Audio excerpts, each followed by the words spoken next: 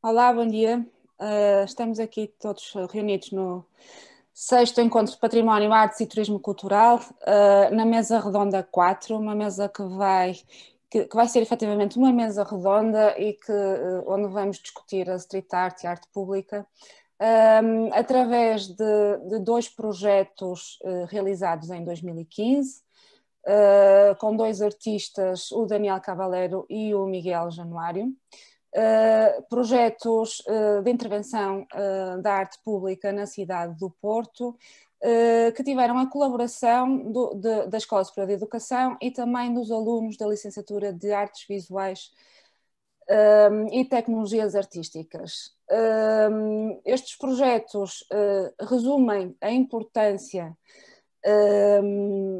que a prática artística ou a relação que a prática artística com a comunidade escolar tem na vida dos alunos, na vida dos artistas e até mesmo na própria cidade.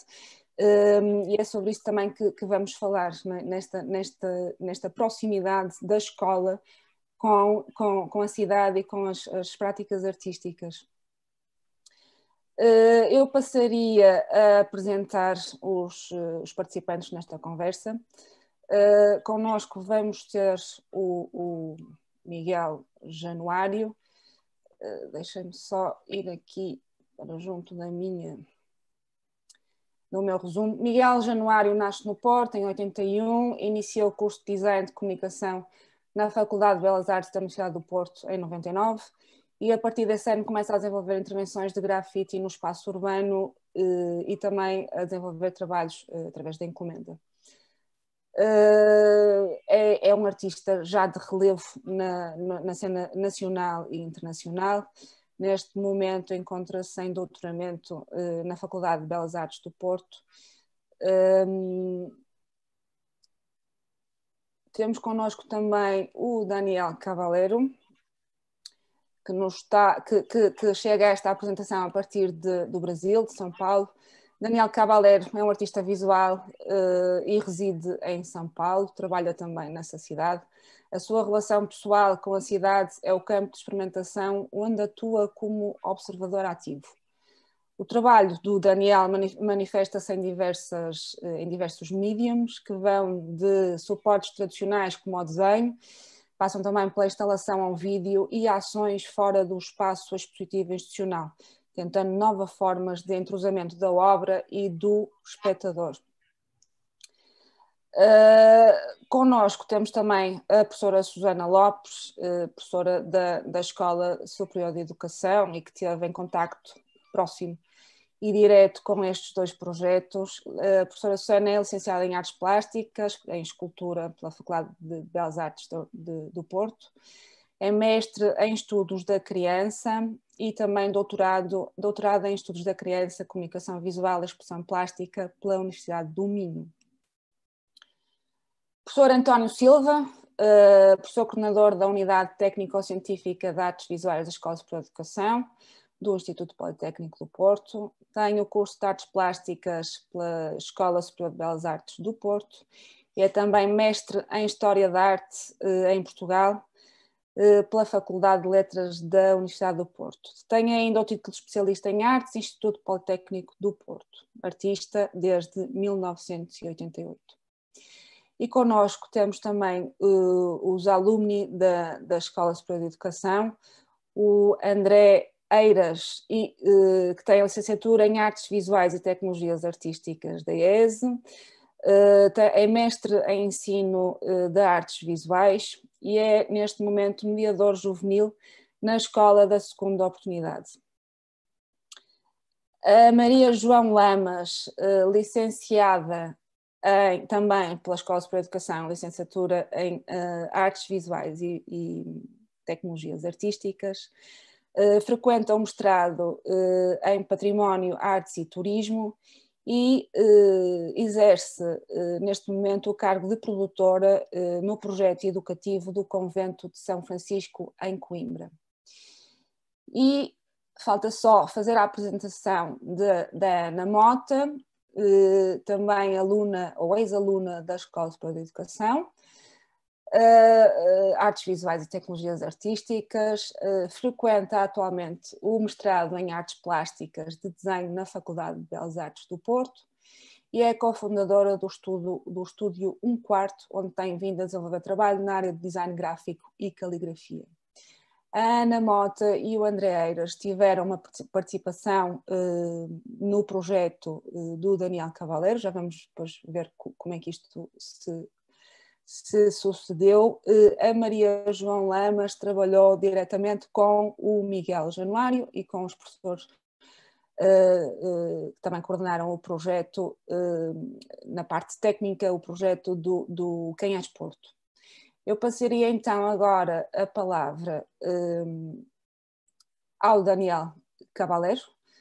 Pedia que fizesse uma breve introdução ao seu trabalho e que nos falasse do projeto que desenvolveu em 2015 em colaboração estreita com a Escola Superior de Educação e com os alunos da escola.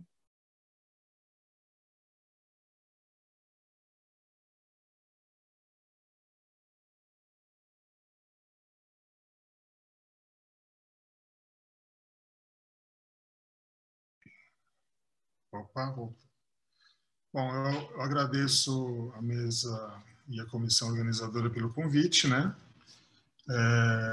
Achei curioso o nome da conversa, Street Art, para associar ao meu trabalho, porque aqui no Brasil a Street Art está muito restrita ao grafite, né? E São Paulo é bem conhecido pela qualidade dos grafites, a quantidade de grafites. E o grafite tem uma relação de uma subcultura mesmo, né? E eu não faço parte dela, então foi um pouco inusitado esse termo, mas boa parte do que eu faço é na rua, né? Na minha produção, a pesquisa, a vivência e trabalhos que de fato estão na rua, né? Então eu vejo bastante sentido em me definir como um artista também de street art. A minha pesquisa ela está relacionada com a cidade, com o território, com memória, com uma relação de territorialidade entre o urbano e o natural dentro da cidade, né? E especificamente desse trabalho, né, que foi feito na rua Dom João IV, né, em 2015, que foi os 30 anos do Politécnico, né, do Porto, né, foi com a coordenação e a curadoria da Prudência Coimbra, da Maria de Fátima Lamberti e do Antônio Fernando, né, e feito com os alunos do curso de artes visuais. Esse trabalho é da série Tóxico Trópico, né, que são desenhos que eu já estava desenvolvendo em série. Essa pesquisa,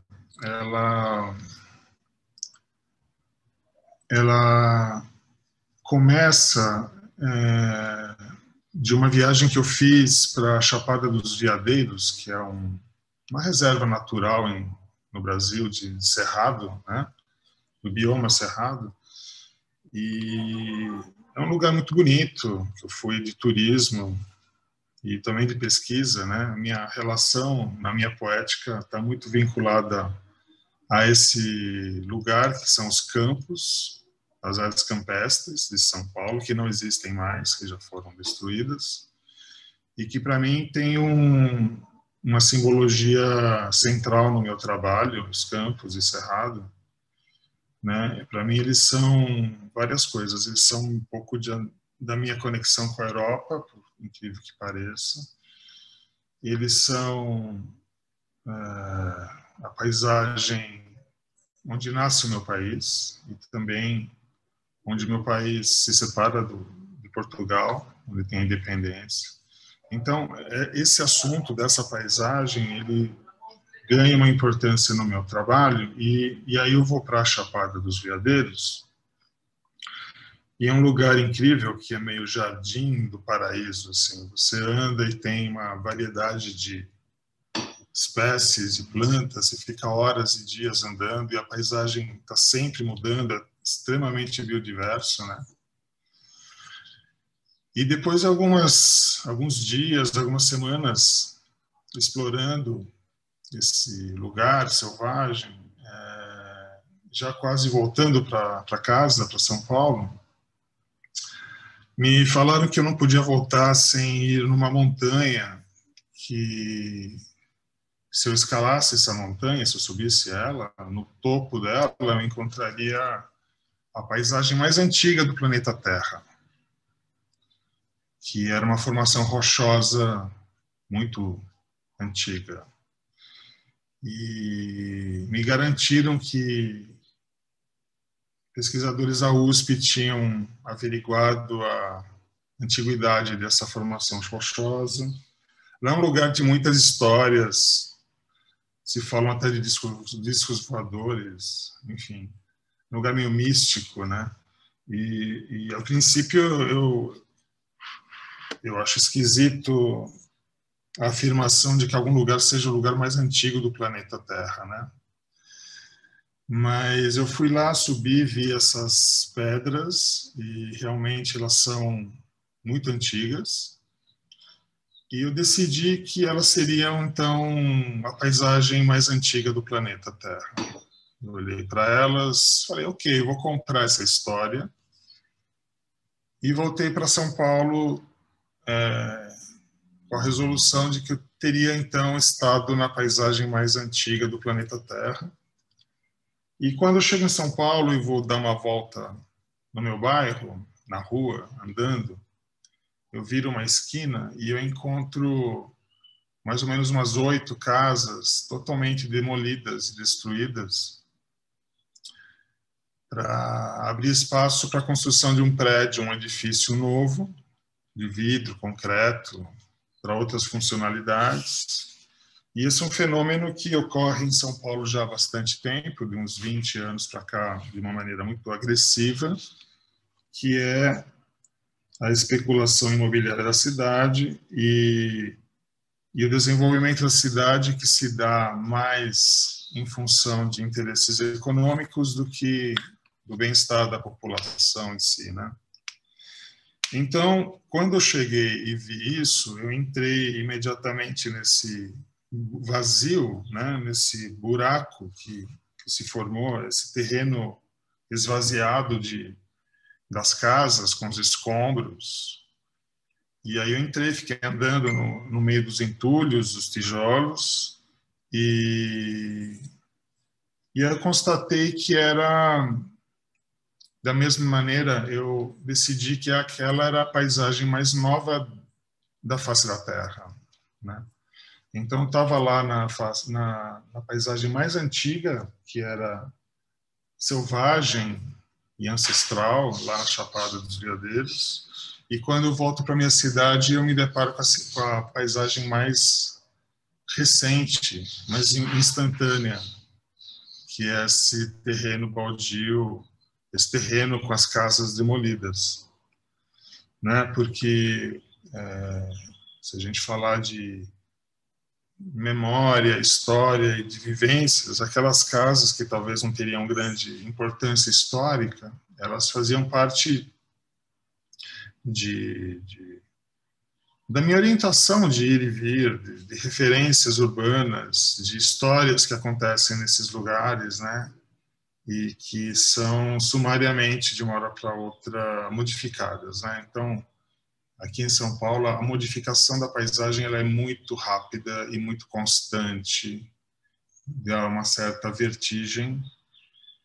E enfim, foi aí que eu comecei a série Tóxico Trópico, juntando então essas duas paisagens, a paisagem mais antiga e a mais recente. E acho que essas duas, esse desenho que eu comecei a fazer, ele então se dá em composições e rearticulações contínuas. Acho que eu poderia compartilhar aqui a tela e mostrar o desenho, porque aí a gente já ilustra o que eu estou falando. Deixa eu ver como que eu faço isso. Mas esse desenho ele se repete infinitamente com os mesmos elementos.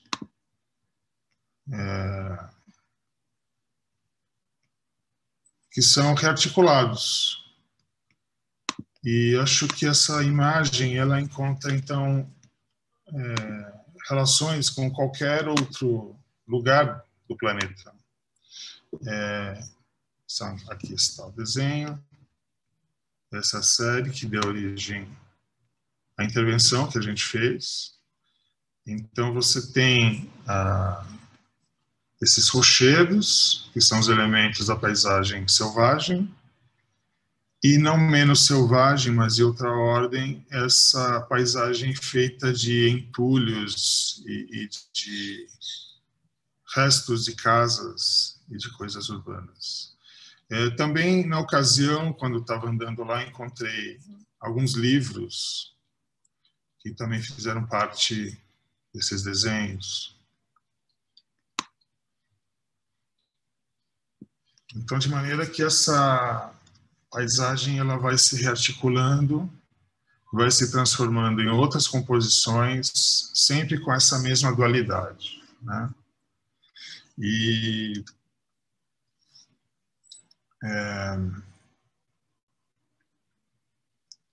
acho que, como estava falando, isso faz muito sentido com Portugal e com o Brasil e com o mundo inteiro. Acho que em todo lugar a gente tem essa relação de duas paisagens, uma sobrepondo a outra, né?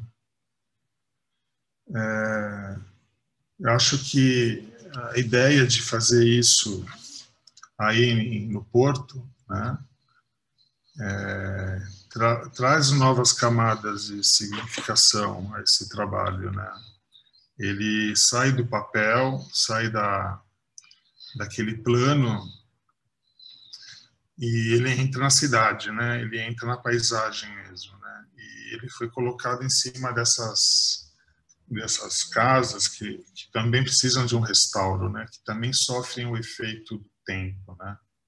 O tempo ele afeta tudo, né? Ele afeta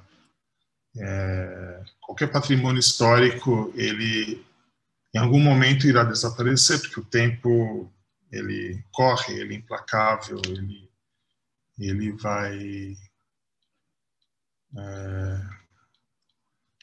desmantelar tudo em algum momento.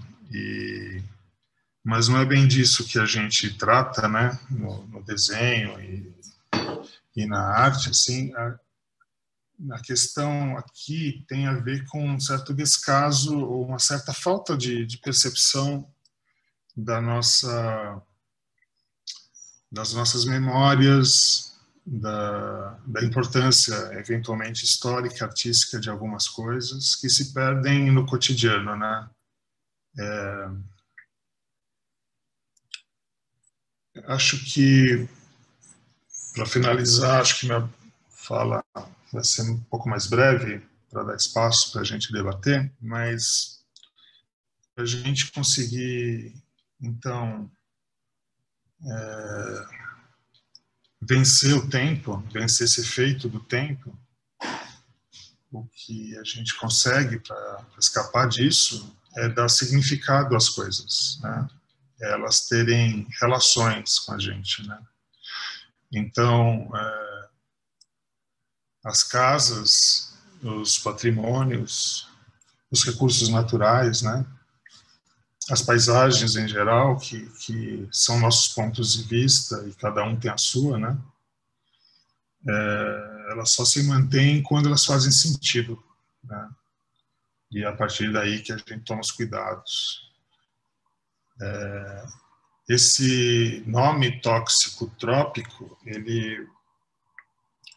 o tóxico desse trabalho, esse trabalho é de 2014, 2015, o tóxico, ele vem de uma coisa muito fácil de perceber, de averiguar hoje em dia. Se vocês pegarem qualquer qualquer matéria no jornal, qualquer atualidade, se vocês se informarem um pouco sobre o Brasil, o que está acontecendo aqui, é fácil constatar de onde vem a palavra tóxico, né? Se a gente for falar de política ou do presidente que a gente tem hoje, essa palavra já fica bem clara, né? De onde vem o tóxico. E o trópico, ele tem a relação de que eu opero na cidade um pouco como de uma certa forma como um naturalista viajante, e o trópico, então, ele tem essa relação de catalogação dos elementos do espaço, do lugar, do Brasil, e de levar isso para a metrópole, né? E mostrar na metrópole o que tinha aqui, né? Então, essa imagem, no fim, ela mostra o que seria o tropical hoje, né? O que seria esse lugar exuberante que se chama Brasil e que, de certa maneira, ele continua nesse embate entre a paisagem mais antiga e a mais recente, né?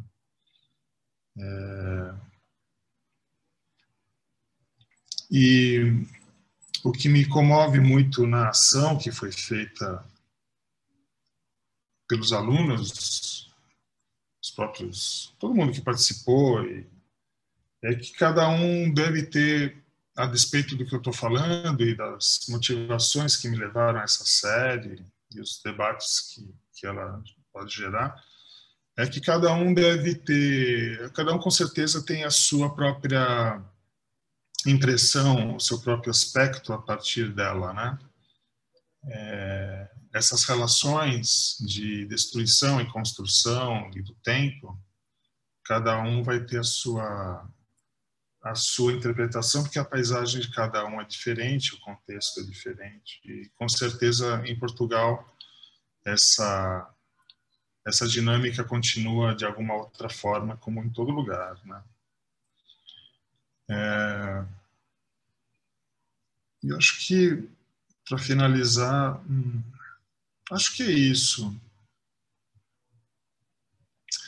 Acho que a gente pode levar isso tanto para a questão da paisagem urbana, do patrimônio histórico, da natureza, das relações da nossa civilização com o resto dos seres vivos do planeta, né? E pensar que talvez a gente esteja ocupando espaço demais nele, né? Talvez o próprio Covid, essa situação que a gente está passando hoje, não deixe de ser um tipo de um alerta, um tipo de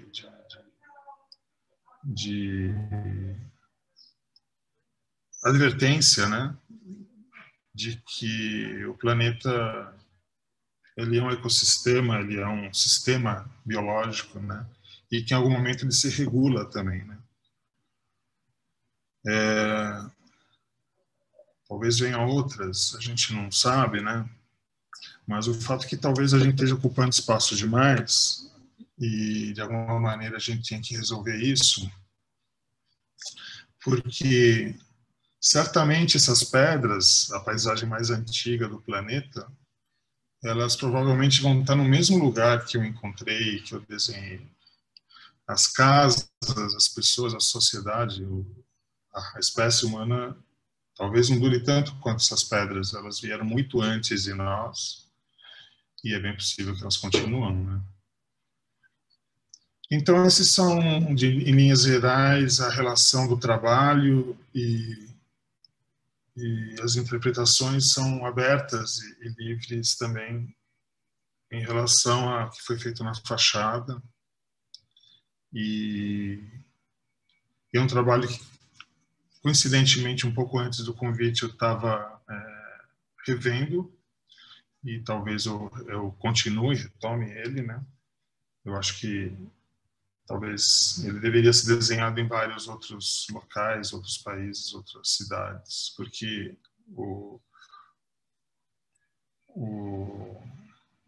a questão que ele relaciona, ela tem eco em qualquer outro lugar, né? Acho que é isso, né? Esse trabalho, então, ele foi recomposto, retrabalhado a partir desses elementos, por todo esse pessoal aqui, que foi tão legal de acompanhar e de participar e dando os nortes iniciais de como encarar essa tarefa, né? E bem, foi isso. E aí eu abro a palavra para o... Obrigada, Daniel, pela tua excelente apresentação, esclarecimento sobre o projeto. Daqui a pouco já temos a oportunidade para falar um pouquinho mais da colaboração dos alunos e da apropriação também que eles tiveram da tua obra. Pedia-te só para deixares de partilhar o ecrã para que possamos dar lugar à apresentação do Miguel Januário. Olá, viva. Muito obrigado pelo convite. É um prazer estar aqui, poder falar um pouco deste projeto que realizamos há 5 anos. Antes de iniciar, queria também dar os parabéns ao Daniel pela apresentação. Foi muito interessante à medida que ouvindo mais sobre o trabalho, que em parte desconhecia nesta profundidade, ter encontrado tantos pontos em comum com o meu próprio projeto. E é interessante que ele próprio disse, o Daniel disse mesmo que este trabalho, o seu trabalho estava aberto a muitas interpretações, e eu fui obviamente também tirando as minhas e fazendo as minhas. E tal como o projeto do Daniel, o Mais Menos também vive destes polos que se atraem, portanto também ele próprio é uma coexistência de polos opostos, e também atuam de alguma forma sobre isto que é o... Penso que ele usou esse termo, aquilo que é o selvagem urbano. Portanto, eu queria começar por aí, dar esse ponto de partida e criar esta ponte entre os dois projetos, que depois acabam por ter outra coisa em comum, que é esta relação que foi criada com a EES e com o espaço urbano também, porque acabaram por existir os dois de forma contemporânea aqui na cidade do Porto. Eu muito rapidamente aproveito para continuar e falar do Mais Menos, então, destes outros dois polos, destes dois outras paisagens, a positiva e a negativa, que deram início a este projeto em 2005, e que é um projeto que vive muito do espaço público e da sua ação sobre o espaço público e da manipulação do espaço público. Com o espaço também é um projeto que vive com a interação das pessoas, você tem este cariz provocador em vários sentidos, ou seja, provocador ao nível do pensar e do estimular, ou procurar estimular algum pensamento crítico e político sobre a sociedade, e também da participação ativa das pessoas, e procura, nas mais variadas formas, trazer o público para si e para a sua atuação, como se o público fosse também parte da criação artística e do processo artístico.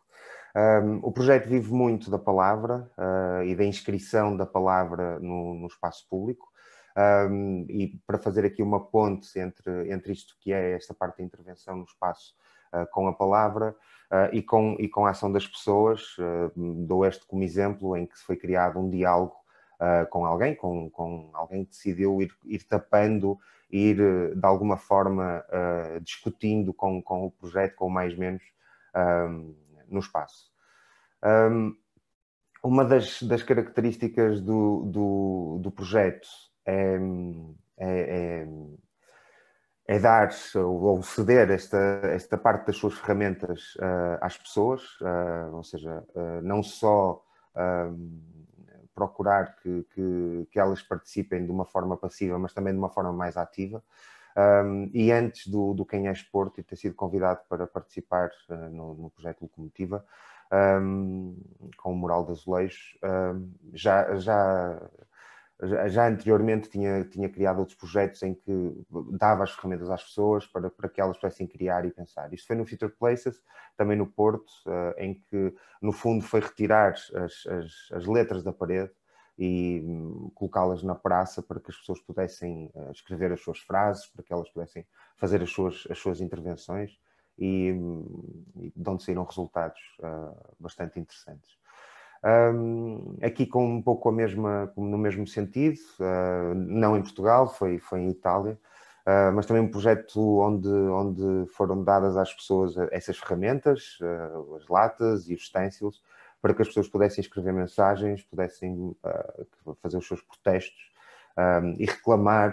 Neste caso estamos a falar da perda de cinemas do espaço público, de edifícios públicos que estavam a ser entregues a privados, e as pessoas no fundo podiam reclamar por esses espaços, e estamos a falar de cinemas e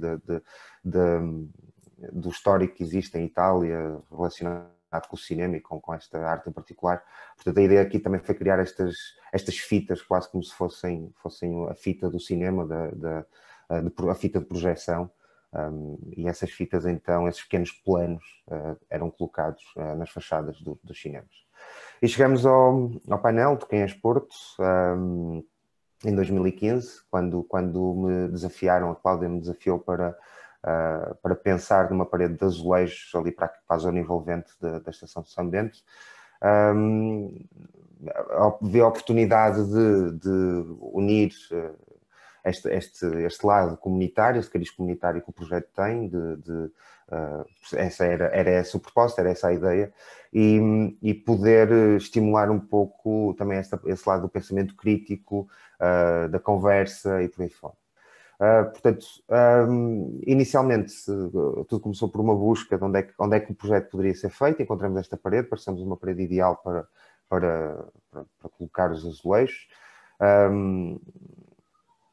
E então começamos o projeto por abrir e desafiar toda a gente que pudesse e quisesse participar. Acabaram por participar para cima, se não estou em erro, de 700 pessoas, ao longo de 3 ou 4 meses de workshops, realizadas junto à estação de São Bento. Todos os fins de semana realizávamos workshops, onde as pessoas vinham, participavam, e criavam os seus azulejos. Havia gente que fazia havia gente que vinha lá quase todas as semanas para fazer mais um azulejo, outras pessoas faziam pequenos painéis, e no fundo o que na altura ficou pensado, a ideia do Quem é Esporte, surge porque tentamos de alguma forma criar um princípio, um princípio de conceptual perante este projeto, como é que íamos agarrar esta ideia. E a ideia do Quem é Esporte foi procurar humanizar, por um lado, à partida, esta participação humana, ou seja, o Porto, a resposta é dada à partida, não é? O Porto são as pessoas que o fazem, e daí ser Quem é Esporte e não o que é Esporte. E também, ao mesmo tempo, um lado mais subversivo que existe na própria ideia desta frase, e que caracteriza muito também o projeto, ou seja, esta coisa mais subversiva e crítica que acaba por estar sempre presente, que estamos a falar de 2015, ou seja, uma altura em que o Porto está a sofrer processos muito drásticos de transformação, à conta do turismo, da gentrificação, da especulação imobiliária e por aí fora, e também numa altura em que o Porto se acaba de transformar numa marca, o Porto Ponto, né? Ou seja, existe esta implementação de uma marca na cidade, ou ver a cidade como uma marca. Portanto, há também este lado subversivo de ter um Porto de interrogação, não é? Tipo, o que é o futuro do Porto? Contrariar um pouco esta ideia do Porto Ponto, com um porto de interrogação, ou seja, este outro lado do que é o projeto. Portanto, precisamente por causa destes processos também que a cidade vivia à época, e que continua de alguma forma a viver, apesar de este ano ter sido um ano especial e que contraria também um bocadinho o que vinha a acontecer. Falando um pouco do processo do projeto, voltando agora outra vez ao processo, que acho que é do que tem de mais interessante. Portanto, nós ao longo de, se não estou em erro, 3, 4 meses fizemos workshops todos os fins de semana, fomos acumulando azulejos, fizemos mais ou menos um cálculo que iríamos necessitar cerca de 3.300 azulejos para preencher aquela fachada. Portanto, depois dos azulejos virem todos da ES de terem ido ao forno, fornadas atrás de fornadas, portanto, isto é um processo super longo.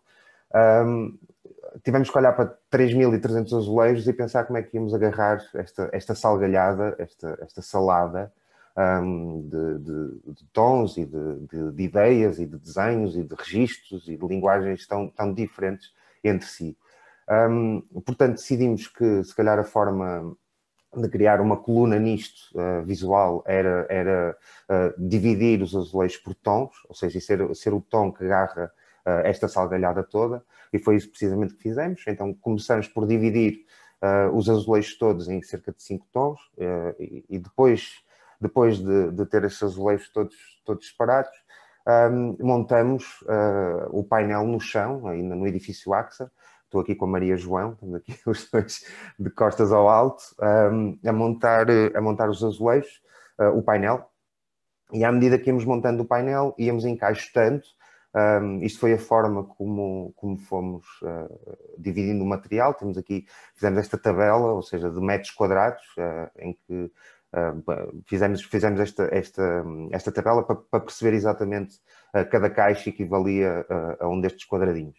Portanto, fomos encaixotando, fomos numerando os azulejos um a um, porque cada quadrado destes depois tinha 25 azulejos, portanto, cada um era numerado, tinha o seu código específico para depois ir para o seu lugar específico na parede. Isto aqui são algumas partes também do processo em relação à forma como é que as letras iriam ser feitas, colocadas na parede. Alguns estudos que foram sendo feitos para perceber como é que podíamos encaixar o lettering. E pronto, foi um trabalho muito pesado, muito longo, mas que deu um prazer enorme de fazer. Depois passamos para a parede, portanto foram sendo colocados os azulejos ao longo de, se não estou em erro, 2 semanas, um processo diário de colocação dos azulejos, foi crescendo na parede, e até que ficou acabou por ser este o resultado. E bom, é muito interessante perceber a quantidade de informação que este painel tem, a quantidade de diferentes visões que acabou por ter ali espelhadas, e quando chegou ao fim o projeto, porque isto uma pessoa não consegue ver, é tão grande que mesmo montando no chão foi aos poucos, portanto foi por faixas. Depois de ver isto montado na parede, há aqui coisas que são boas decisões, tipo esta questão da cor, de ter feito do preto para o branco. Esta foto não evidencia muito isso, mas depois acho que isto também mostra um lado do Porto também que existe, ou seja, este lado mais escuro, mais cinzento do Porto em baixo, que acaba por se iluminar para cima para um céu que normalmente é branco, como está hoje o dia. Também muito característico do próprio Porto e da cidade do Porto. E pronto, e é esse o desenrolar deste projeto.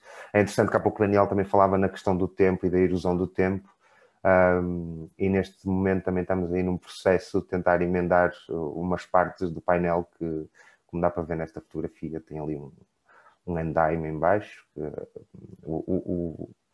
O painel sofreu ali algumas erosões do tempo já em baixo, mas ainda assim será um projeto que seguramente irá continuar, irá durar durante muitos anos. O que é interessante também porque foge a esta característica muito efêmera da street art e da intervenção num espaço que tem sempre um tempo muito limitado. Bom, sem dúvida este não só talvez tenha sido o projeto, sem dúvida é o projeto maior em que tive o prazer de participar, e também será o que terá mais durabilidade, provavelmente. E obrigado. Obrigada, Miguel. Que saudades. É verdade. Foi de facto um projeto muito emotivo também. É verdade, é verdade.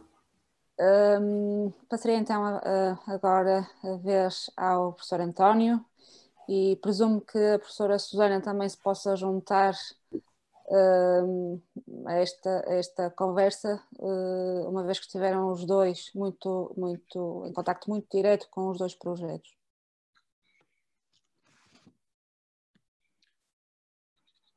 Olá, bom dia a todos. Eu queria cumprimentar todos os colegas de mesa e é um prazer ver-vos. Seria maior e melhor se estivéssemos juntos e ao vivo. Cumprimentar o público e agradecer o convite para participar nesta mesa e no encontro. E se calhar eu começava por fazer uma partilha de tela e, digamos, mostrar imagens e ir tecendo alguns comentários relativamente digamos, ao fim e ao cabo, ao processo que foi acontecendo. Vou passar rápido, as imagens são inúmeras e, portanto, aqui começando com o projeto de Dom João IV, começamos com um encontro na IES via Skype com o Daniel para começar a preparar as coisas. Isto são as imagens de uma preparação prévia que foi acontecendo aqui, de alguns testes, de testar a possibilidade de transpor este desenho que o Daniel confiou em nós e, digamos, para fazermos uma interpretação.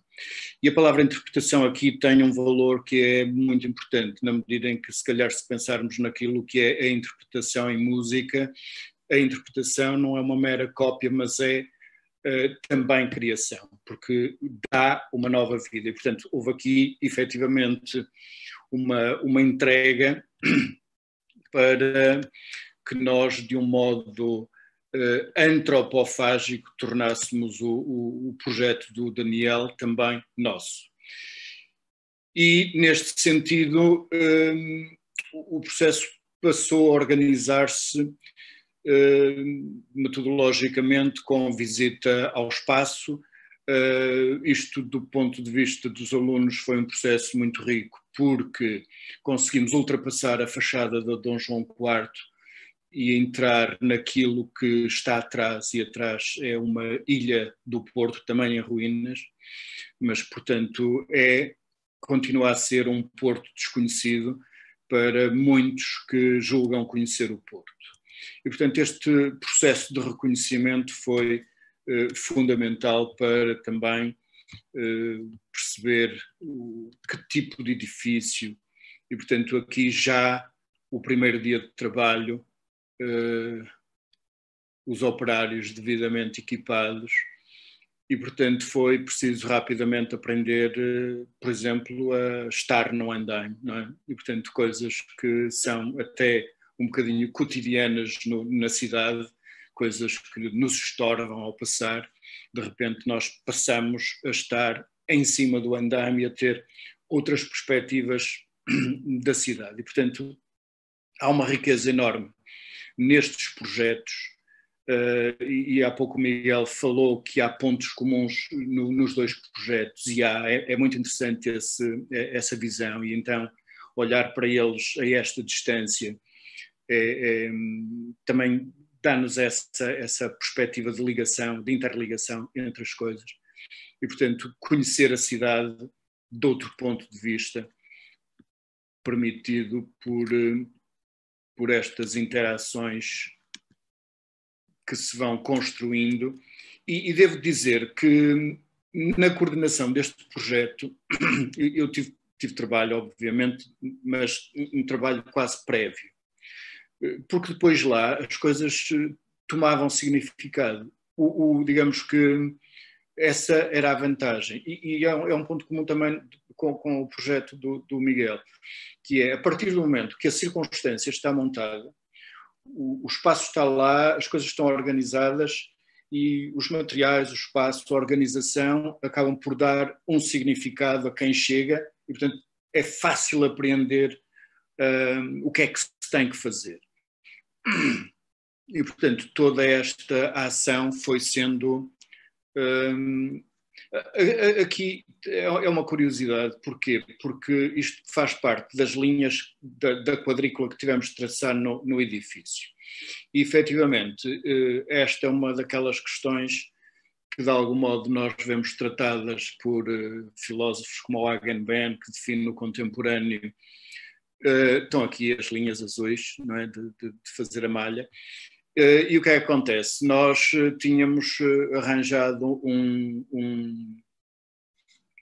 a fazer a quadrícula e quando chegamos lá colocamos o laser no andaime e não conseguíamos fixar o laser porque ele constantemente estava a tremer e, portanto, o laser não funcionava para isso. E então tivemos de ir àquilo, e foi por isso que me lembrei do Agamben, porque ele diz que o contemporâneo comporta também sempre o arcaico mais ancestral, e tivemos de recorrer ao fio de prumo com uma pedra ali no momento, desenrascando, e portanto quase tivemos de voltar ao Egito para resolver um problema. Mas continuo a dizer, este é o lado que depois dá significado à questão e torna cada um dos participantes individuais autores no sentido etimológico, daquele que acrescenta, não é?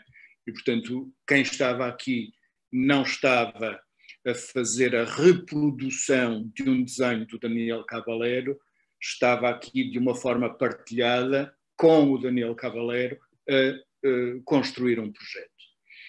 É evidente que, ao lado de cansaço físico, não é? Bem, falo por mim, que chegava ao fim do dia e todas estas fotos são dos álbuns de Facebook que foram sendo publicados diariamente, e eu chegava completamente cansado a casa, mas a primeira coisa que fazia era fazer o carregamento do dia, escrever o caderno diário, não é? E, portanto, a reação no Facebook, isso também é um dos pontos de contacto com o trabalho do Miguel. Eu vou avançar um bocadinho, porque isto também era feito esse relatório diário, não é? De quem está de fora poder ir acompanhando o processo. Foi muito interessante nos dois projetos os comentários que foram aparecendo e também essa apropriação, mesmo que mediada, mesmo que à distância, do projeto. E depois tivemos visitas no lugar, sei lá, lembro-me, por exemplo, o Roberto Caramascoli apareceu lá para fotografar, e muitas pessoas, cidadãos comuns, que passavam, paravam, perguntavam, falavam com os estudantes, e, portanto, essa relação com a cidade foi muito mais também do que um trabalho artístico. Foi um trabalho de cidadania, foi um trabalho de conhecimento e de apropriação da própria cidade que se foi construindo. E este, por exemplo, aqui é um exemplo, que é, havia a necessidade de ver mais longe o que é que estava a acontecer, e, portanto, houve duas alunas que foram tocar à porta do vizinho em frente e conseguiram ir lá e ir ao quintal do vizinho para olhar do outro lado, e que é uma parte muito interessante da cidade, porque ela fica aqui em cima deste maciço granítico que não tem construção, naquela pontinha de Dom João IV, que nós distraidamente, quando passamos de carro na voragem do cotidiano, nem sequer nos apercebemos. E pronto, isto vai avançando naquilo que é uma satisfação que vai acontecendo, que tem muito a ver com um lado de reconhecimento muito mais que um lado de recompensa. Por exemplo, esta fotografia, eu lembro-me muito bem destes dois alunos que na altura estavam no primeiro ano, chegaram lá 2 ou 3 dias depois, e portanto quando eles chegaram já a máquina estava em movimento, estávamos em velocidade de cruzeiro, e eles ficaram um bocadinho intimidados, e então eu dei-lhes um trabalho para fazer, que era ficarem com a fotografia enorme e ficarem do outro lado, sentados no passeio, a verificarem para depois darem indicações aos colegas de como é que as coisas estavam a acontecer. Até porque nos momentos iniciais cada um de nós tinha um quadrado, não é? E começou a pintar numa quadrícula, aquela quadrícula estimográfica, tipo batalha naval, e portanto a proximidade era uma proximidade que não nos deixava muito bem perceber o que é que estávamos a fazer. Era uma pintura abstrata, parecia quase um Franz Klein, qualquer coisa assim, e portanto constantemente era preciso descer do andaime, ganhar distância, ganhar afastamento, e foi muito interessante, por exemplo, nos primeiros momentos em que se começou a reconhecer o desenho, o momento efusivo de alegria de vi claramente visto, não é? E portanto há todo um lado, inclusivamente, por exemplo, esta marca que se deixou lá dentro dos edifícios. E era um edifício onde funcionou uma rádio nos anos 80, as célebres rádios piratas, já não me lembro qual era a rádio, mas esse entrar também naquelas casas. E as casas, como disse o Daniel, as casas na cidade têm um lado que é muito simbólico, muito arquétipo, não é? A cidade nós continuamos a dizer o fogo para referir as casas. Quantos fogos tem esta aldeia, não é? E, portanto, uma casa abandonada é antropologicamente uma coisa esquisita, não é? Porque a casa é o abrigo. E, portanto, nós hoje, de repente, temos casas abandonadas e muitos sem abrigo. Há aqui um lado paradoxal que nos põe em questionamento, e isso também é qualquer coisa que é comum aos dois artistas, esse questionamento que é individual, mas que depois também é universal. E, portanto, as fotografias, digamos, do projeto do Daniel são estas, e é bom rever isto. E eu agora, sim, já num repente, passava para o projeto do Quem És Porto, e, digamos, cronologicamente, o primeiro workshop foi feito ainda no edifício AXA, foi o arranque, foi em março, e portanto nós fizemos workshops em contínuo de março até maio, creio que inícios de maio, porque depois foi preciso fazer a montagem e a colocação dos azulejos. Neste workshop, por exemplo, aqui está a ver a logística que foi criada, em que havia o vidrado preto, um cinzento escuro e um cinzento claro, e obviamente o branco era pelo próprio azulejo. Mas eu lembro-me muito bem, neste workshop estava uma senhora que fez um mini painel de 9 azulejos, onde fez uma flor com as palavras, com todas as freguesias do Porto. E eu fui fazer o último workshop, e essa senhora apareceu lá a fazer o mesmo desenho, com as freguesias, mas digamos a preto e já não a branco. E aquilo foi quase um abrir e fechar um ciclo em que, curiosamente, a mesma pessoa faz a abertura no primeiro workshop e a abertura e o fim, ainda por cima um workshop que fui eu que o dinamizei, porque tive algumas escolas secundárias que me tinham pedido, e eu fui lá um sábado à tarde a São Bento, e apareceu aquela senhora assim, mais ou menos inesperadamente. Foi muito interessante. Eu achei piada esta publicação do Miguel, por causa da Math Never Lies, não é? E, portanto, liga-se com aquela questão também da quadrícula e de como há coisas que continuam a ser importantes mesmo no ecrã de computador com o quadriculado que nos dá os pixels. António, deixa-me só interromper-te ou complementar. Desculpa. Claro. Posso te interromper? É só porque eu acho que aqui poderia ser contextualizado, porque a forma de trabalhar com o Januário não foi exatamente... O desafio não foi exatamente igual, tem muitos pontos comuns, mas não foi exatamente igual ao trabalho que foi desenvolvido com o Daniel. Nem no número de pessoas envolvidas na equipa, nem no modo como funcionamos. Neste caso, eu acho que importa referir que esta forte relação do Miguel com a cidade, e ele falou com o lado da humanização desta mediação, porque nós aqui entramos por duas frentes, não é? Alunos que apoiaram, neste caso foram duas alunas, foi a Maria João e a Liliana, que apoiaram diretamente o Januário no trabalho de produção artística, e depois tivemos um trabalho de serviço educativo que nos permitiu, também porque comungamos desse princípio da humanização e de transformar a cidade num espaço democratizado, não é? De acesso à cultura, de identificação de um património, e eu acho que este casamento, ou esta junção, esta nossa entrada com o projeto do Januário, que nesse sentido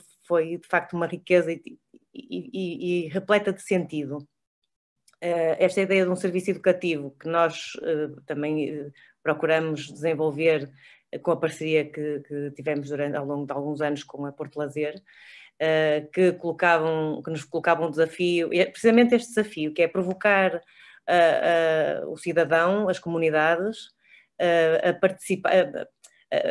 participar de forma envolvida efetivamente. Portanto, este painel, como o Miguel disse, é um painel que foi ele que lançou como desafio, mas ele de facto é uma obra, no fundo, da cidade, da própria cidade para si própria, não é? Portanto, quando se fala destes ateliês que foram criados e a importância também do Miguel se ter envolvido, o artista que também desenvolve, que também se aproxima da comunidade, e quando falamos da comunidade ela foi de facto muito, muito, muito heterogénea, que tivemos desde da associação de morador, como é que era, ajuda-me António, de albergues do Porto, a segunda oportunidade, e depois poderemos falar um bocadinho mais disso, desde a Nova Aurora, com pessoas com doença mental, ao comum do cidadão que ia a passar e que se interessava e que achava curioso. Pronto, e essa apropriação, eu acho que essa foi a riqueza maior deste enormesco trabalho, que foi essa aproximação à comunidade, quer dos monitores, e os monitores foram os nossos alunos e o Januário, não é? E isso foi muito visível, eu acho que até foi comovente no momento da inauguração do painel, essa pertença do que foi feito. É um painel que era nosso, estava cheio de pessoas que vieram ver o seu quadradinho, o seu conjunto de quadradinhos na parede. E daí eu acho que é de facto esta rede mais densa, não é? Que se sentiu, e eu acho que a emoção também vem daí, porque foi de facto muito, muito intenso, não foi só de facto esse trabalho gigantesco dos 3.000 azulejos, que envolveu cerca de 1.000 pessoas. Miguel, estavas a dizer 700, chegou perto das 1.000. Ok. Foi assim, grandioso, não foi só os 3.000. E estou a concordar com tudo completamente, é tudo verdade, é verdade. Foi realmente emocionante todo este processo, a forma da envolvência das pessoas, semana a semana, e esta construção esta coisa familiar mesmo, ou seja, aquilo já era cotidiano, já era uma rotina todas as semanas, envolver com mais pessoas, a forma como nós fomos criando também uma relação entre nós, foi de uma pertença gigante. Eu estou a ver estas fotografias, infelizmente eu vou pedir ao António que depois me me dê este apanhado, porque eu não tenho este apanhado como tem o António, mas foi realmente emocionante e o dia, nunca mais me esqueço do dia da inauguração, precisamente, Susana, como estavas a referir, de cada pessoa estar lá à procura do seu quadradinho, as pessoas iam chegando à procura do seu quadradinho, iam descobrindo. É verdade, é verdade. Foi muito interessante. Mas continuem, desculpem. Pronto, mas é isso, é suposto ter uma mesa redonda, não sei, não vou ultrapassar as competências da nossa moderadora, mas é assim que penso eu que tem sentido. Eu por acaso acho que este trabalho foi para nós também um laboratório fantástico, porque os nossos princípios num serviço educativo, numa extensão que fazemos à comunidade, levar a educação para a comunidade, e nós estamos nesta cidade, pronto, foi nesta que operamos. Neste momento até já estamos a fazer o exercício noutras cidades aqui perto do Porto, mas a IES é Porto, não é? E este trazer os alunos para um contexto real, para o contacto com as pessoas, em geral é muito enriquecedor, e neste caso, por toda esta estrutura que fomos falando, foi muito significativa. Deixa-me só, sim. Agora, se calhar seria a altura certeira para passarmos a palavra aos alunos que colaboraram tão de perto com estes artistas, sim, e com estes projetos. Maria João, poderíamos ouvir o seu contributo?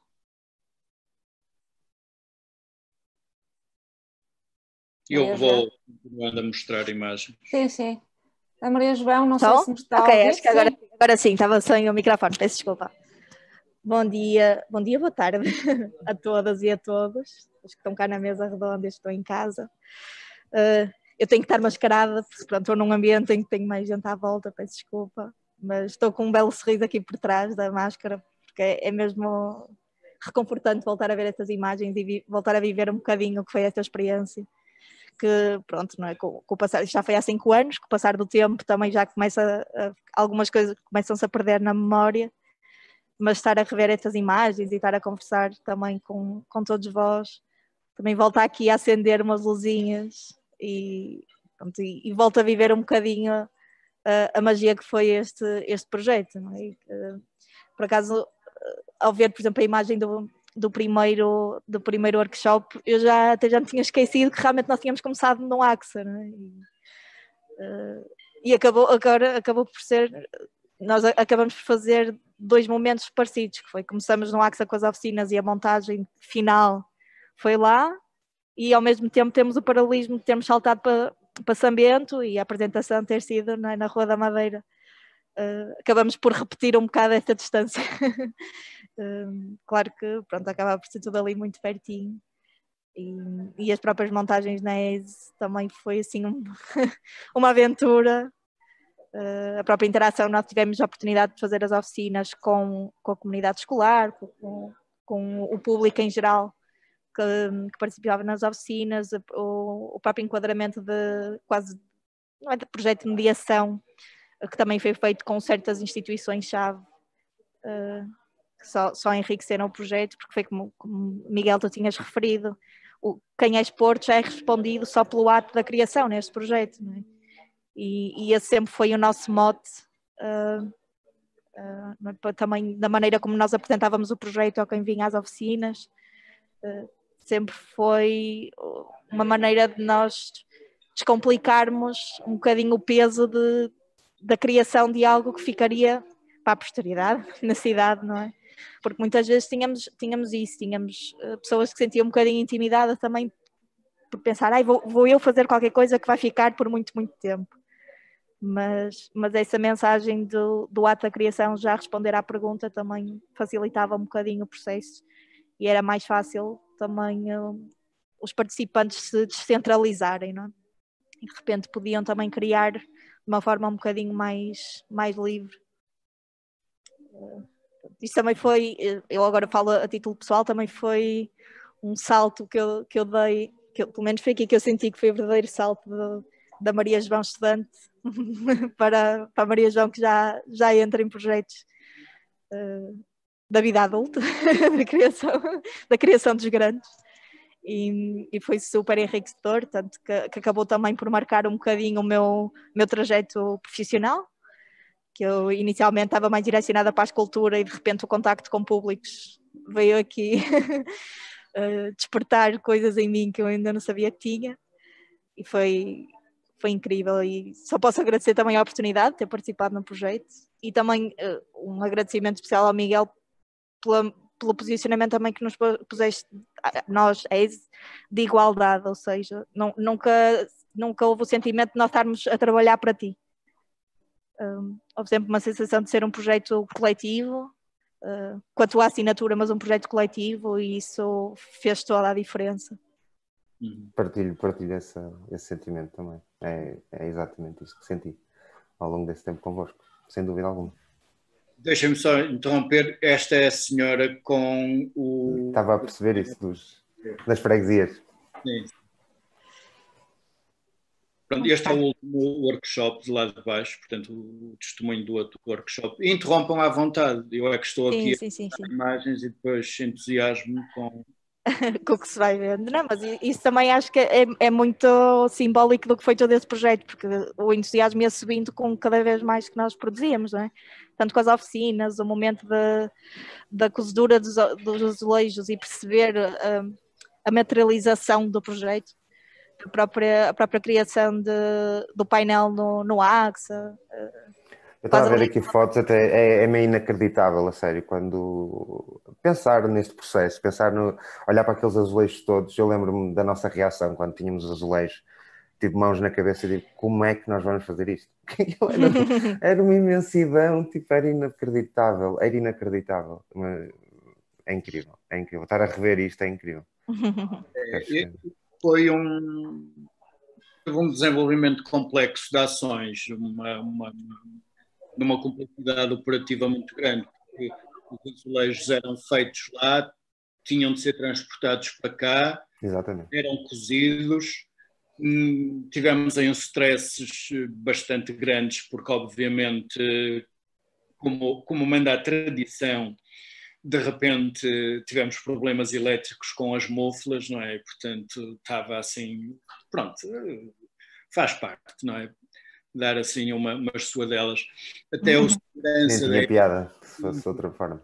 É conveniente dar-lhe aqui essa homenagem. Vinha ele desligar ou abrir a mofla para conseguirmos que ela arrefecesse e no dia seguinte... Ou abrir-nos a porta ao domingo para podermos ir, ou à noite para podermos ir fazer a mofla a seguir.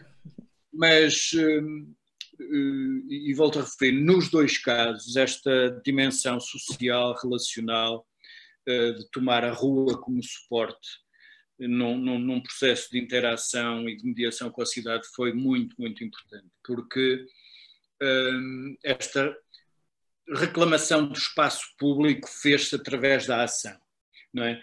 E eu tive a oportunidade de fazer um artigo a propósito depois dos 30 anos também sobre o trabalho do Miguel e recorri a uma citação do Rancière, em que ele diz: olhar é o contrário de conhecer, não é? do espectador emancipado.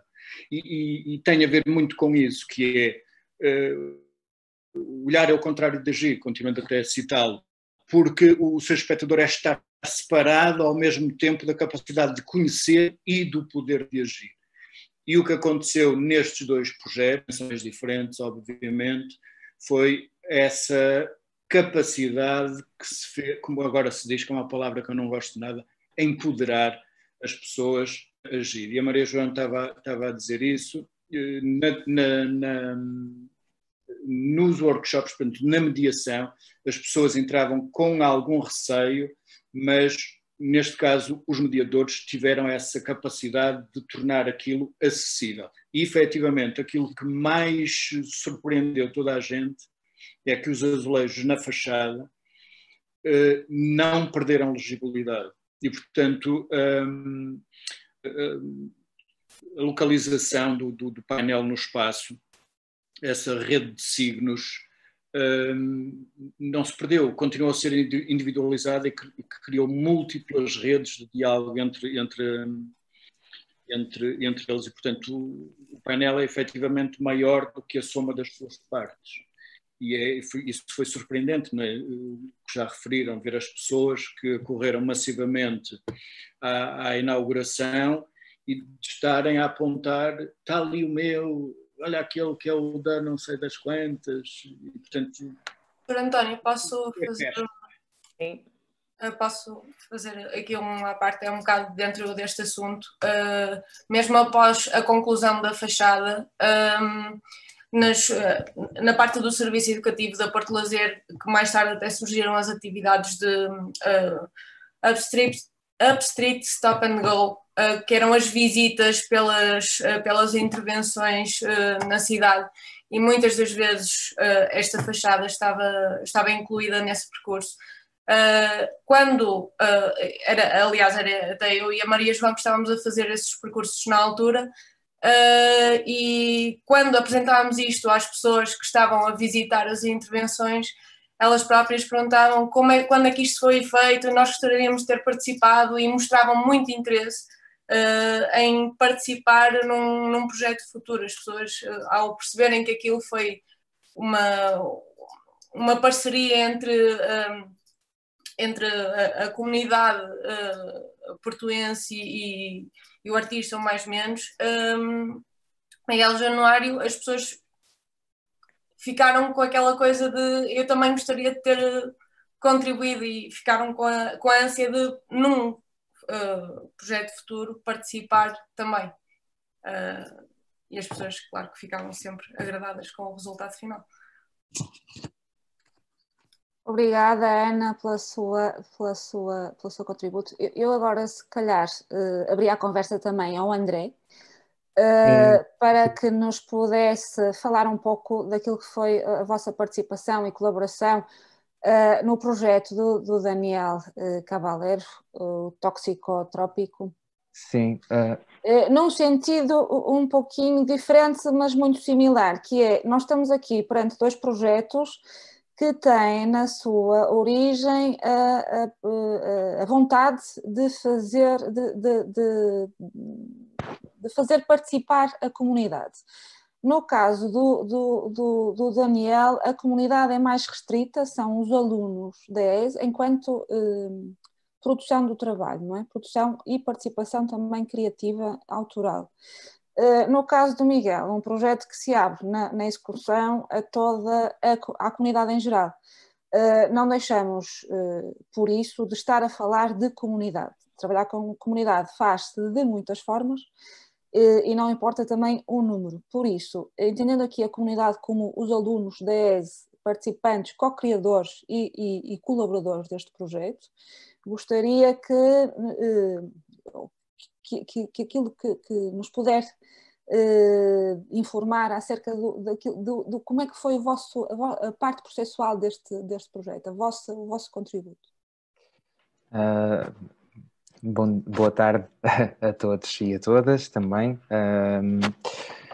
Eu, antes de passar para o trabalho do Daniel Cabaleiro e da nossa interpretação, queria só também fazer um pequeno parênteses neste trabalho dos azulejos, que foi, precisamente neste ano, eu estava a fazer estágio onde trabalho atualmente, na Escola de Segunda Oportunidade de Matosinhos, e é muito interessante porque nós também participamos nestes workshops com alguns jovens que atendem nessa escola, e portanto este projeto, que no fundo retrata o Porto, também conseguiu abranger sítios mais distantes e sítios bastante distantes dentro desses sítios mais distantes.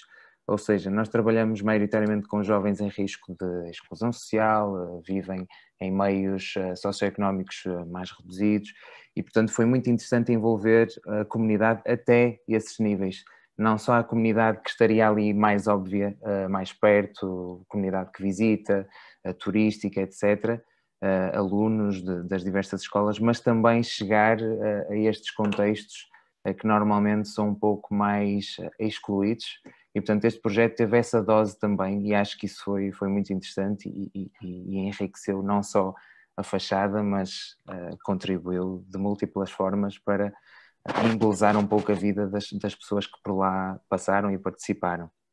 relativamente à fachada que pintamos, interpretando uma obra do Daniel Cabaleiro, eu acho que foi muito interessante para nós, enquanto alunos, conhecer este artista de uma forma um pouco diferente, se calhar falo pessoalmente, daquela com que conhecemos artistas virtualmente, digamos.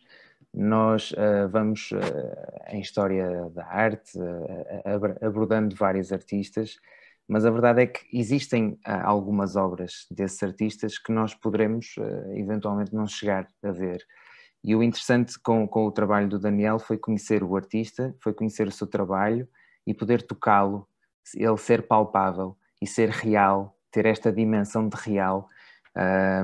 E, claro, a cereja no topo do bolo foi poder pegar nesse trabalho e, como diziam há pouco, interpretá-lo, não é?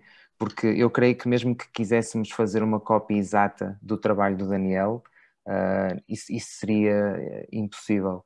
E, portanto, só havia mesmo esta opção, a meu ver, de interpretá-lo, e ainda bem que houve esta possibilidade e esta liberdade para nós fazermos com este trabalho aquilo, enfim, que também nós apreendíamos com ele, não é? E aprendíamos também.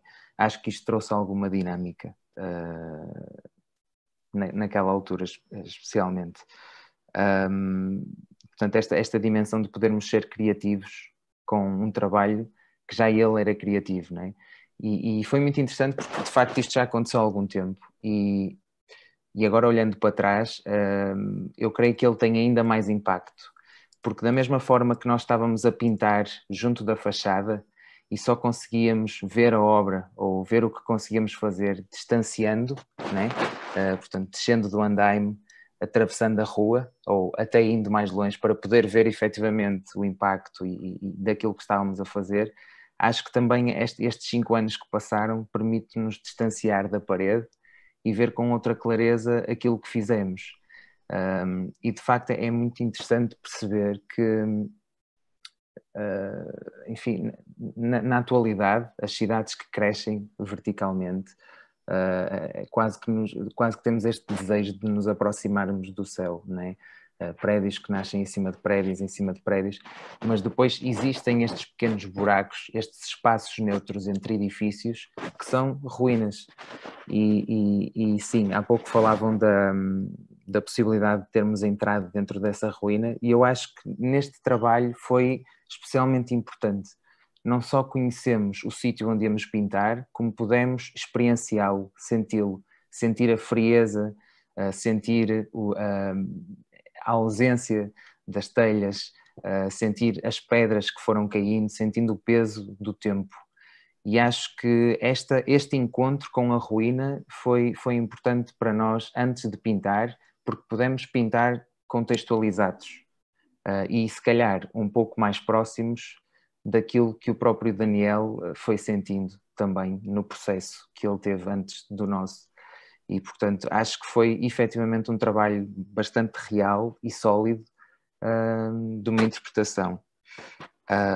E, claro, o facto de depois pintarmos uma ruína em cima de um edifício que futuramente poderá ser ruína, acho que, de facto, envolvemos também a comunidade num sentido de alerta, num sentido em que estamos a ocupar um espaço que a comunidade cruza, não é?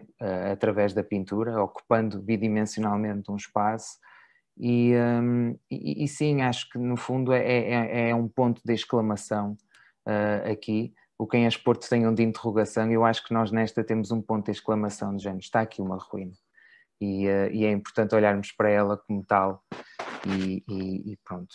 Portanto, acho que foi interessante porque não só pusemos mãos à obra e foi divertido e foi bastante rico o processo, como também a parte manual aliou-se à parte, digamos, mental do pensamento, do questionário, e acho que também isto faz parte do processo de aprendizagem, principalmente artístico, e pronto, acho que de facto pôr mãos à obra aqui ajudou-nos bastante na compreensão, estimulou várias coisas, vários pensamentos, vários pontos de interrogação, que depois foram sendo respondidos ou não através do processo que em si tinha bastante adrenalina. E pronto, não sei se acabei por responder à pergunta, acabei por divagar sim, um pouco. Claro, mas, não era mas pergunta nenhuma, era só mesmo para chamá-la à conversa e para que possamos todos partilhar aqui das nossas experiências neste projeto. Não sei se a Ana Mota quererá acrescentar alguma coisa. Aproveito, enquanto colaboradora também do projeto do Daniel, aproveito para informar mais uma vez que já estamos na fase de receber as questões do público, se assim quiserem, podem enviar as mensagens ou as questões que depois gostariam de ver aqui também de alguma forma discutidas. Ana Mota, quererá acrescentar aqui alguma coisa?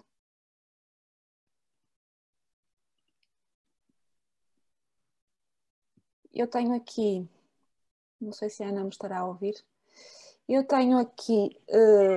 Estou sim. Sim. Estava com o microfone desligado, peço desculpa. Não tem mal. Não há muito mais a acrescentar. Eu e o André estamos, e a Maria João estamos aqui praticamente como testemunhos a representar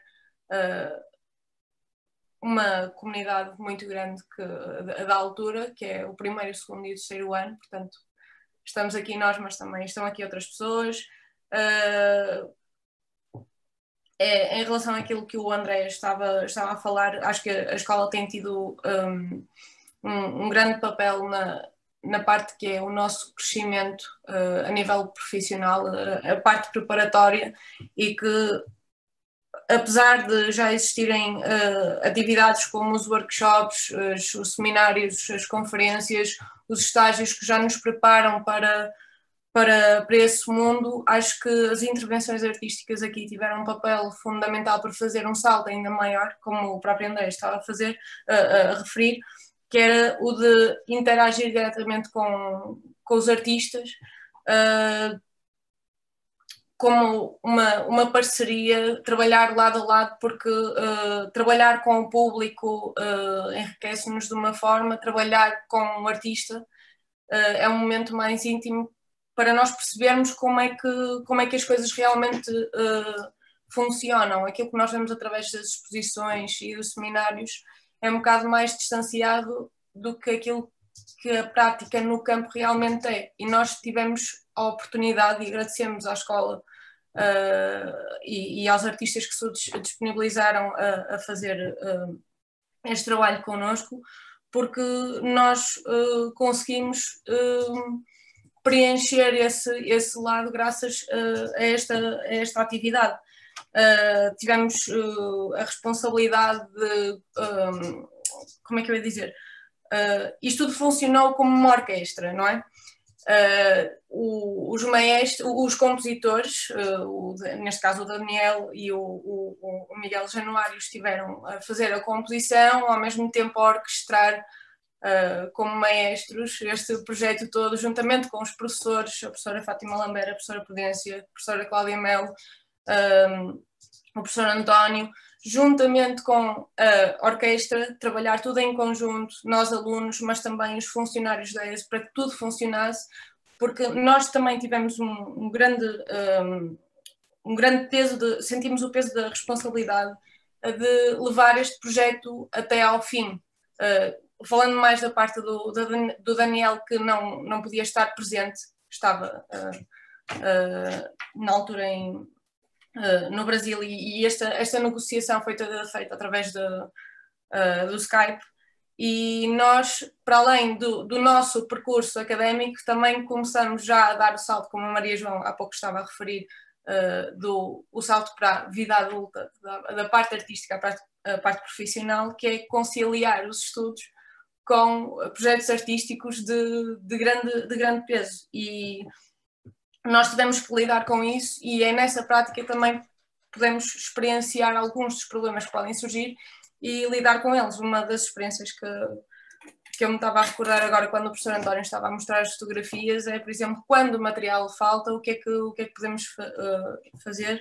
em que o professor António mostrou uma fotografia minha e do André no cimo do telhado. André, não sei se estás a recordar desse momento, em que nós tínhamos que chegar à parte mais alta da quadrícula que nós tínhamos e estávamos a terminar de pintar uma parte e tínhamos uma trincha, mas não chegávamos lá, apesar de estarmos a usar o andaime. E então, já não sei se foi um cabo de vassoura ou uma estaca que estava por lá perdida, mas de repente tivemos que criar um novo instrumento, adaptar à situação para conseguirmos concluir o projeto, que é unir a estaca à trincha com um totó que por acaso eu tinha na altura. E saber desenvencilhar nesses momentos também é importante, porque é o que nos prepara também para obstáculos futuros, pronto, metaforicamente falando. Pronto, e queria agradecer à escola pela oportunidade, aos artistas, fazer um agradecimento. Agora que nos voltamos todos a reencontrar, em nome da turma, e é isso.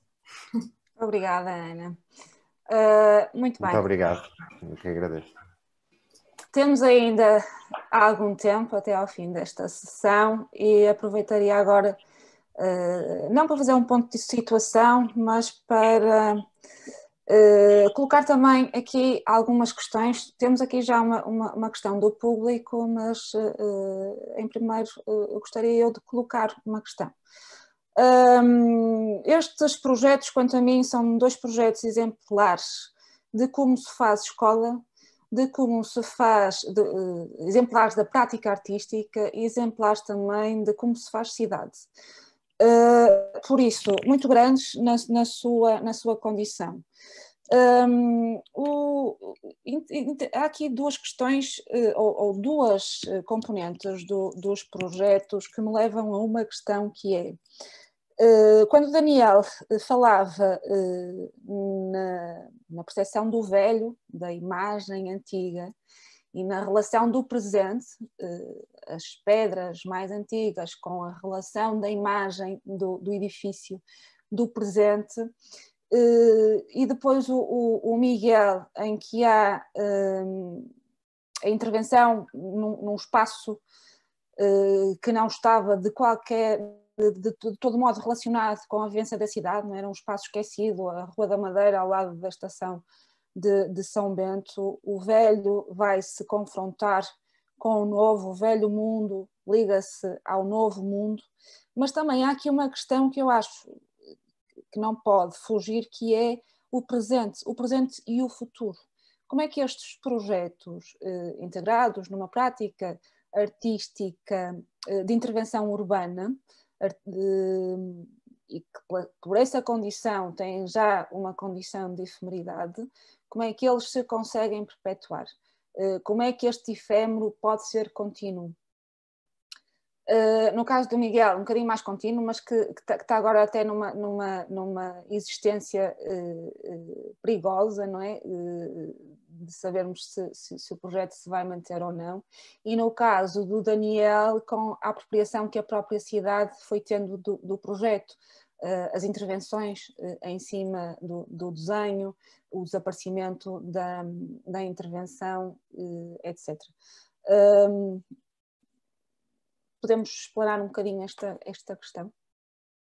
Como é que e agora fazendo uma relação com o próprio nome do encontro, como é que estas intervenções, tendo na sua gênese uma condição efêmera, conseguem perpetuar-se nestes itinerários e rotas em constante revisão?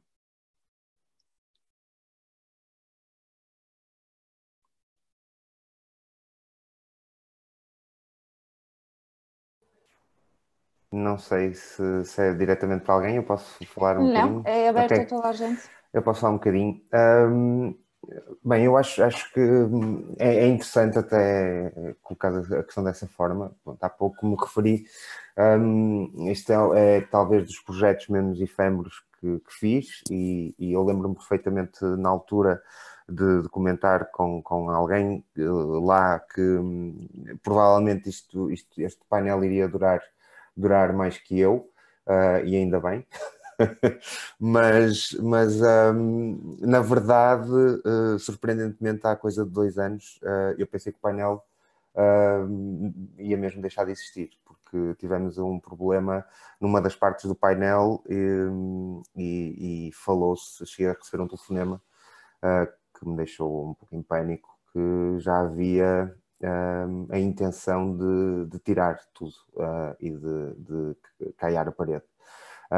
Depois conseguiu dar-se a volta, isto porque havia uma parte dos azulejos que estavam a descolar em baixo, e depois conseguiu-se dar a volta a isso, obviamente, porque era um crime estar a destruir este painel, um crime para a cidade, um crime para cada uma das pessoas, das 1000 pessoas que participaram na construção do painel. Mas ainda assim, ainda aguardamos neste momento que algo seja feito. Como eu falei há pouco, ainda continua lá o andaime, à espera que se vá cozer essas pontas soltas e pronto. E então aí esperar que o painel volte a ter uma perspectiva de vida mais longa. Eu no caso do trabalho do Daniel, é diferente, é uma pintura que terá outra vida, muito provavelmente. Aliás, as inscrições, tal como acontece nos azulejos, já existem inscrições por cima da pintura do Daniel. Portanto, quando se participa no espaço público, e eu falo um pouco até por mim, do meu projeto, porque eu, o mais menos, enquanto projeto, vivo muito disso, vivo muito dessa vivência do inusitado, do acaso, do darmos às pessoas uma obra e esperar que elas atuem sobre ela. E é isso que acontece muito na arte pública, ou seja, a partir do momento em que algo está no espaço público, está entregue a todas as possibilidades. E àquilo que é a orgânica, este organismo vivo que é a cidade. Portanto, na verdade, ambos já sofreram um pouco com isso, tipo, seja por inscrições, seja pela erosão do tempo, seja pelas dinâmicas da própria cidade, e que são muitas vezes inesperadas e não sabemos mesmo o que é que pode acontecer. E eu lembro-me até na altura, de 2015, falarmos que a própria zona ia sofrer alterações muito viscerais quase, e a zona não se alterou assim tanto, portanto ainda continua ali num impasse, ainda é uma espécie de não lugar na própria cidade. O que é interessante, o que continua a fazer ali uma relação muito interessante com o próprio painel, não é? Porque continuar a perguntar quem é este Porto, e o Porto continua a ser um bocadinho ele mesmo. Portanto, isso também não deixa... Continua a ser interessante. Portanto, eu acho que essa questão debate-se mesmo precisamente com nunca sabermos o que é que vai acontecer, mas, acima de tudo, saber jogar e saber, de alguma forma, absorver e saber interiorizar isso que é o inesperado que é a cidade e que é esta vivência que existe entre as pessoas e a arte que participa na cidade também. Acho que é um pouco isso. Muito bem. Deixa-me só, tenho que fazer referência aqui a uma questão que foi colocada pela Rita Alves, do público, e ela diz: para os meus colegas, ex-alunos e professores, como veem a efemeridade destes projetos, como os veem atualmente na e para a cidade? Uma questão que se relaciona precisamente com isto, e agora não sei se mais alguém quererá acrescentar alguma coisa.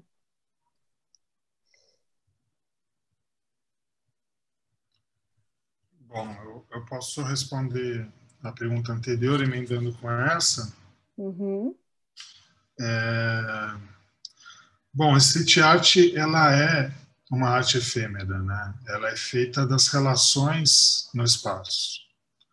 Então, o próprio prédio onde foi feito o desenho, eu espero que em algum momento ele seja restaurado, seja colocado de volta ao cotidiano, né, da cidade. Então, em si, o desenho ele já é feito como um certo alerta em relação ao estado de conservação e essas questões, mas ele é feito para ser depois destruído e esse prédio voltar de alguma maneira à memória urbana, né?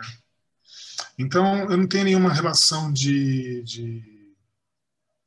mantê-lo como monumento, como algo que fica permanente. Ele é mais uma ativação, ele é mais um movimento, né? Eu acho que, por exemplo, o trabalho do Miguel, ele tem uma grande importância nessa ativação da comunidade, desse senso de comunidade das pessoas e cada uma que participou, né? No meu caso, eu acompanhei como espectador, como voyeur, assim, né? Porque eu estava no Brasil e a comunicação feita pelo Skype.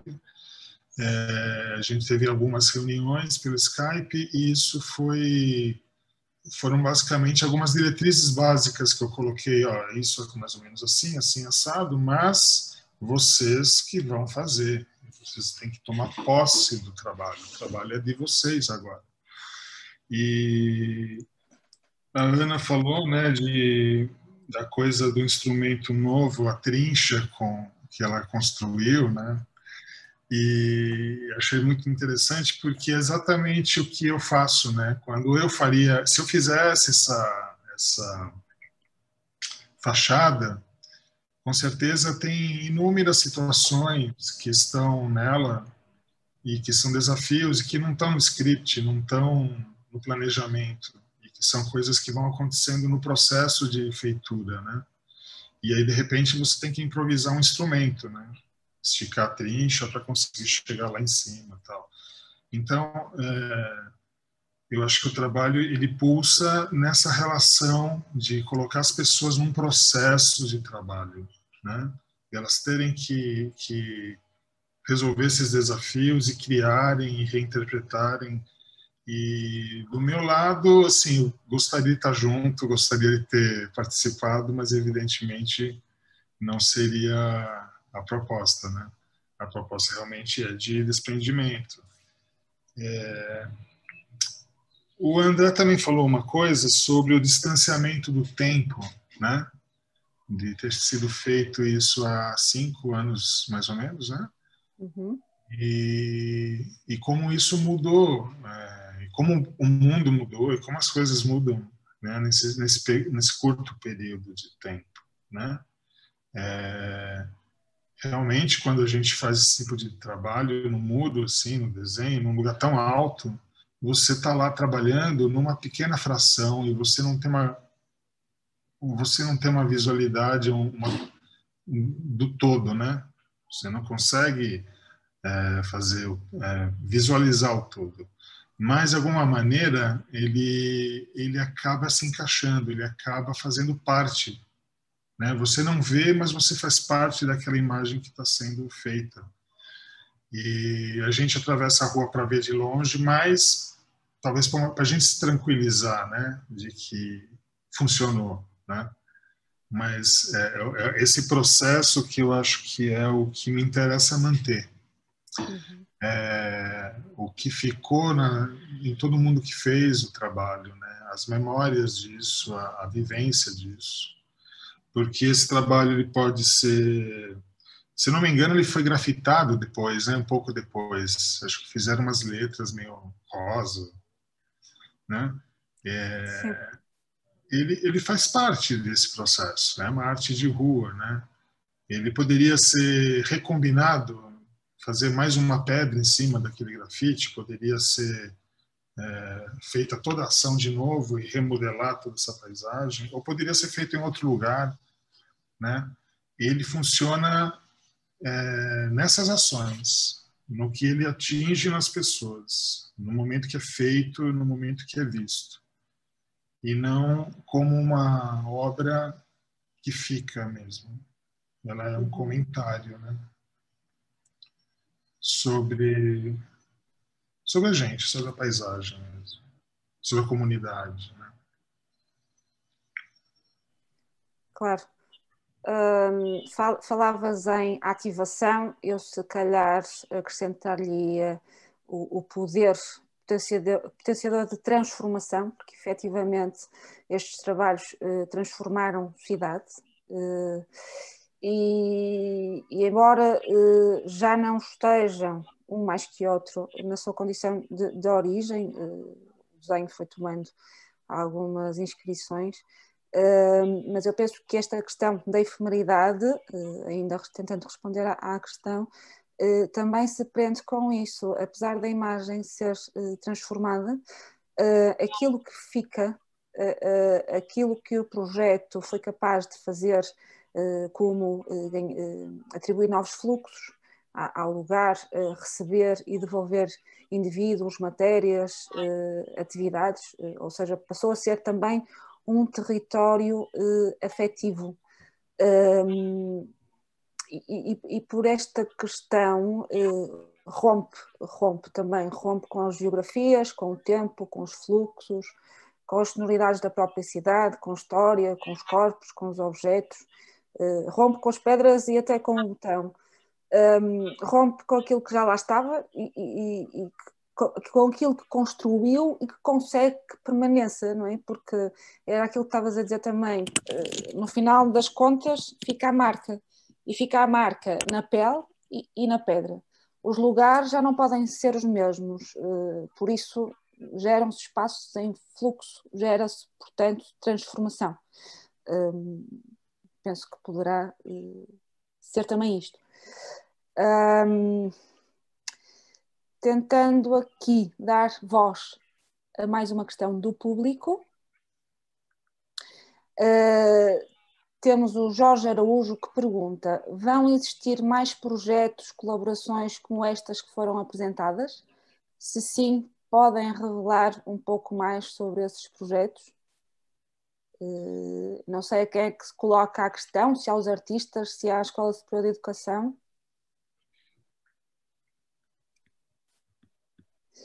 Se calhar começava pelos artistas, se têm mais projetos neste momento que possam responder a este tipo de trabalho, esta metodologia, estas premissas? Neste momento, não, diretamente. Respondendo assim mais diretamente, não tenho, porque um projeto destes também, desta dimensão, portanto, requer o alinhamento de muitos elementos, de muitas estrelas para se poder realizar. Claro que, no fundo, neste projeto em particular dos azulejos, não partiu de mim a iniciativa, ou seja, partiu do desafio colocado pela Cláudia, e a partir daí é que se começou a desenvolver todo este processo. Mas espero que venha a acontecer, claramente que sim. Chegou-se a falar até algum tempo depois de levar este projeto a alguns lados, não com as pessoas que estiveram aqui envolvidas, mas ainda cheguei a receber essa intenção de outras cidades. E até é interessante que há pouco no início o Daniel, quando falou que esta ideia do projeto dele, do Tóxico-Trópico, é muito transversal e no fundo, o mesmo também posso dizer dos azulejos, porque os desafios também são transversais a outras cidades, a outros locais. Mas respondendo à pergunta colocada pelo público, neste momento, da minha parte, para já não tenho assim, nada planeado, pensado ou alinhado nesse sentido. Espero vir a ter.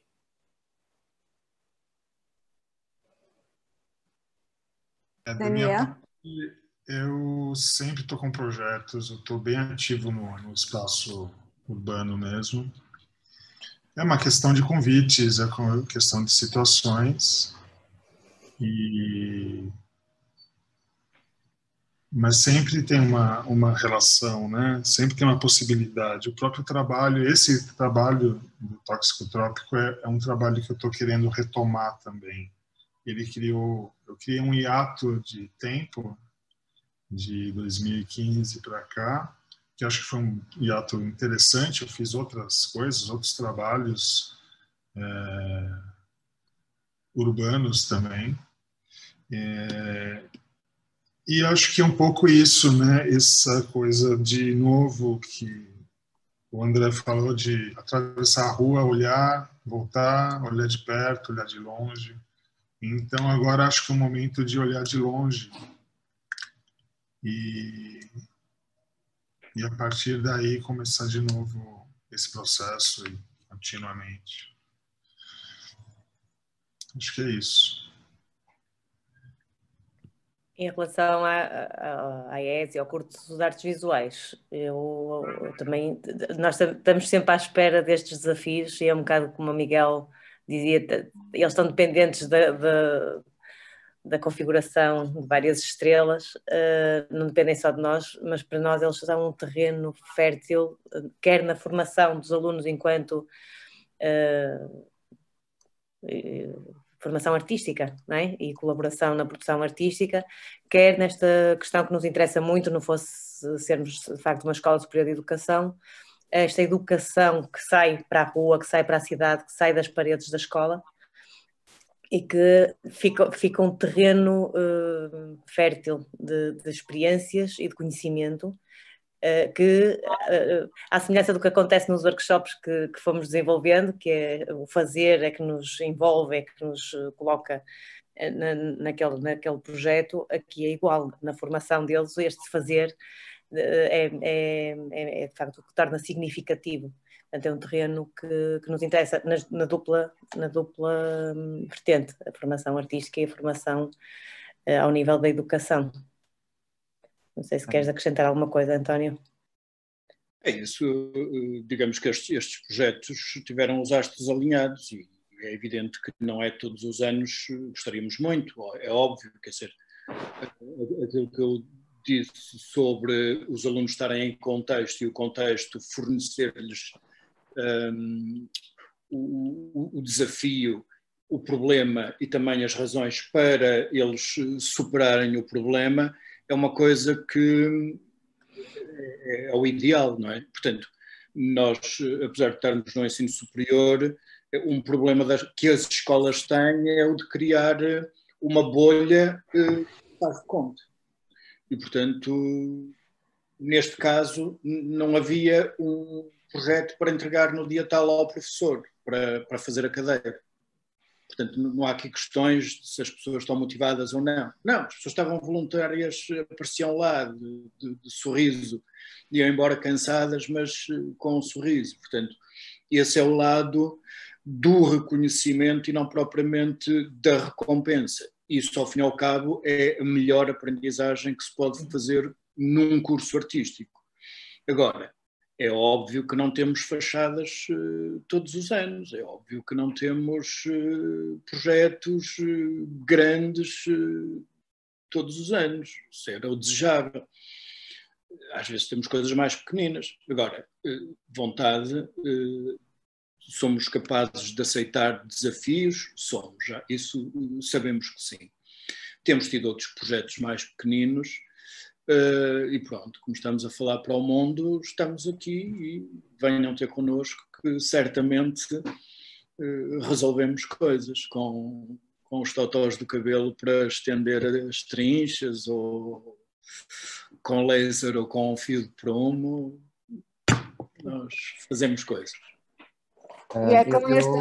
Cláudia, desculpa, se calhar, se ainda houver tempo, gostava só de acrescentar um bocadinho também da perspectiva do que foi ser aluno naquela altura e lidar com esta questão da efemeridade, porque de facto quando trabalhamos num projeto tão grande como este e que leva tanto tempo e esforço, cria-se um certo amor ao que estamos a fazer, e a ideia de que desaparecerá um dia no imediato custa. Mas a verdade é que quando estamos a intervir num espaço público temos um contrato obrigatoriamente assinado com o tempo e com toda a gente que por lá passa. E eu consigo olhar para esta intervenção feita à cor-de-rosa, que ainda por cima, pronto, o cor-de-rosa contrasta bastante com o preto, cinzento e branco que ali está. Consigo olhar e sorrir para essa intervenção, porque de facto é isto. Quando pintamos num espaço público, é isto. Isto vai acontecer, para além do tempo há pessoas, e esta intervenção, por cima de intervenção, estas camadas de tempo e de intervenções, é o que constrói é o que se constrói, e nós somos uma peça de um puzzle, não somos o puzzle todo, somos uma peça, não é? E temos que ter também esta capacidade de nos aceitarmos enquanto peça e não enquanto puzzle. Acho que o próprio tempo e a efemeridade vão tratar de fazer com que esta pintura fique gasta, o que nos dá, na verdade, a oportunidade para lá voltar um dia. E a efemeridade também permite isto, não é? Permite novas criações, permite que o novo se renove. E é muito interessante porque depois de pintar esta fachada, eu sinto mesmo que fiquei com, ou melhor, provei a mim mesmo que era capaz de fazer coisas maiores. E atualmente, onde trabalho, também faço este esforço e estas parcerias para levar um pouco a pintura para fora dos muros da escola. E lembro-me de um projeto que tivemos há 2 anos em que pintamos também uma parede, enfim, com alguma dimensão, em parceria com o município, e foi muito interessante poder ver o esforço, estas questões que se falavam das aprendizagens, né, que se têm a partir de uma pintura destas e que seriam impossíveis de fazer só dentro dos muros da escola. Questões como a responsabilidade, o sentido o sentimento de equipa, o trabalho em equipa, o sentir que fazemos parte de algo, o trabalho num coletivo. Acho que isto são tudo características muito importantes que naquela altura tiveram um peso muito grande na minha licenciatura e acho que falo pelos meus colegas também, teve um peso muito grande, foi muito, muito importante, é um marco na história da licenciatura e sim, acho que deviam haver mais coisas como estas, mais projetos. Portanto, sei que não é difícil, a logística nem sempre é fácil, nem sempre o permite, mas sim, acho que era uma mais-valia tremenda para os processos de aprendizagem que acabamos por ter, né, que se querem ricos e poderosos. Muito bem, André. Cláudia, desculpa, posso só acrescentar uma ideia que eu acho que está muito, muito clara neste encontro. Sim, claro. Há bocado não agradeci o convite e acho que este é mais um momento que vem perpetuar, no seguimento desta ideia de que são criações, são obras efêmeras, elas vão se perpetuando nestes momentos. Para mim está a ser muito marcante esta perspectiva pós 5 anos, principalmente dos ex-alunos, desculpem-me os artistas, mas eu acho que isto é um perpetuar do trabalho também, não é? E voltarmos a falar sobre o assunto, a partilhar com o público que nos está a ouvir agora, é perpetuar. Desculpem. Obrigada. Sim, sim. Tudo o que é sólido se dissolve no ar. Não é? De qualquer modo, esta é uma questão que cada um de nós tem com o tempo. E aqui reside também a essência, muitas vezes, daquilo que faz com que nós façamos arte. Os objetos podem não perdurar, mas há a construção de significado para quem fez, para quem esteve na experiência, e este lado relacional, este lado social destes dois projetos criaram memória e criaram ligações. E isso, se calhar, é muito mais importante do que aquilo que depois perdura como forma. E já em jeito de despedida, um grande abraço para o Daniel, espero vê-lo por cá, deste lado do Atlântico, brevemente. Um abraço ao Miguel Januário, ao André, à Maria João, à Ana, obrigado a todos. Sim. Obrigada, António, temos mesmo que terminar, já ultrapassamos o tempo previsto para esta sessão. Queria também agradecer a todos os participantes, Daniel, Miguel, André, Ana, Maria João, António e Susana. Agradeço também ao público que esteve connosco durante estas 2 horas e fico feliz, assim, muito em jeito de sumário, fico muito feliz para que estejamos todos a contribuir para a continuidade deste efêmero e que estejamos todos no lugar habitado ou praticado de Certeau, como dizias há pouco, António, e foste buscar Rancière, agora um bocadinho em analogia também com o Certeau, de forma a podermos refletir sobre as transformações, as expansões e as dilatações do espaço urbano promovidas quer pela prática artística, quer pela cocriação com a comunidade, através do individual ou do coletivo. E são esses testemunhos cotidianos de quem vivenciou e experienciou estas transformações que fazem de facto que estes projetos perdurem no tempo. Muito obrigada a todos, foi um prazer. Obrigada.